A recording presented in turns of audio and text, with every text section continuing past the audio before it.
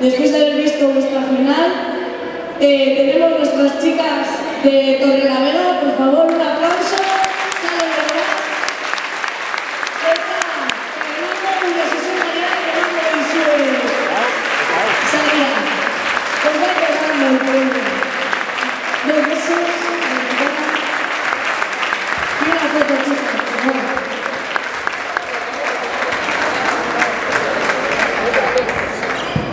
Txapelketa lehenengo postua irabazi dutenak en nuestro torneo de este año. Las ganadoras han sido las de Gijón.